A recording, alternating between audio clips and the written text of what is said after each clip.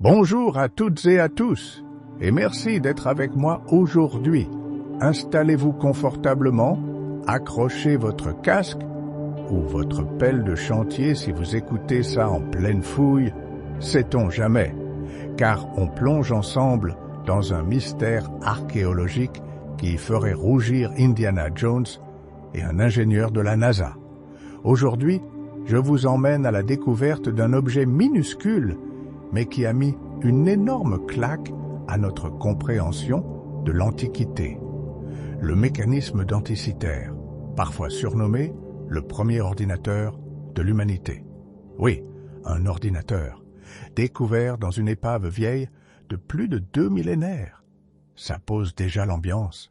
Tout commence en 1901, quand des plongeurs d'éponge, profession parfaitement respectable, même si le nom prête à sourire, inspectent une épave au large de l'île grecque d'Anticythère. Ils espèrent trouver des statues, des bijoux, des trésors.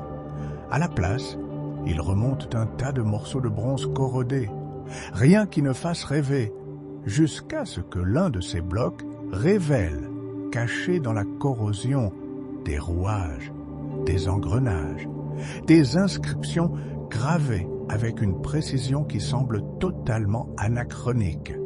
Et là, les archéologues sont déconcertés. Certains pensent à une erreur de datation. D'autres se demandent si Archimède n'était pas secrètement le fondateur d'une ancienne version de la Silicon Valley. Plus de 100 ans d'études plus tard, rayons X, scanners, modélisation 3D, tout le catalogue technologique moderne, on comprend que l'objet servait à prédire les éclipses, afficher les phases de la Lune, suivre les cycles planétaires et même anticiper la date des Jeux Olympiques. Oui, c'était littéralement un agenda astronomique portable. À ce stade, il ne lui manquait plus qu'une option compter les pas pour rivaliser avec une smartwatch. Le plus impressionnant, c'est la finesse des engrenages. Certains ont des dents d'1 millimètre. On ne retrouvera un niveau de précision comparable dans les artefacts connus qu'un millier d'années plus tard. En gros, c'est comme si vous trouviez une Tesla dans une grotte de Cro-Magnon. Ça interpelle. Alors, qui a construit ça? Les théories fusent. Certains pointent Hipparque, génie de l'astronomie grecque. D'autres pensent à Archimède, le MacGyver de l'époque. Une petite frange, très motivée, vote pour les extraterrestres, comme d'habitude. La réalité, c'est qu'on n'en sait rien. Mais une chose est certaine, les Grecs maîtrisaient un niveau d'ingénierie mécanique bien plus avancé qu'on ne l'imaginait il y a encore quelques décennies. Et le mystère reste entier, parce que le mécanisme est incomplet. Une bonne partie a disparu. Alors, peut-être qu'il faisait encore d'autres choses. Peut-être affichait-il le mouvement de toutes les planètes connues, ou le calendrier agricole, ou peut-être qu'il avait un mode nuit. Bon, d'accord, on rêve un peu.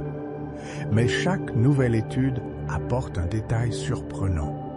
Un engrenage oublié, une inscription révélée, une fonction qu'on n'avait pas comprise. C'est un puzzle de 2000 ans auquel il manque la moitié des pièces. Et c'est précisément ça qui le rend si fascinant. Le mécanisme denticitaire nous rappelle que l'histoire n'est jamais figée. Parfois, une simple plongée, un bloc de bronze rongé par le sel, suffit à réécrire tout un chapitre de notre passé. Et entre nous, ça laisse rêveur.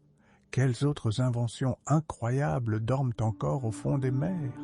Quels autres génies antiques ont laissé des merveilles que l'on n'a pas encore redécouvertes?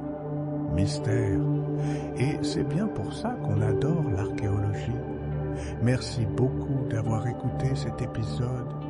Prenez soin de vous, gardez votre curiosité affûtée et je vous dis à très bientôt pour un nouveau mystère historique.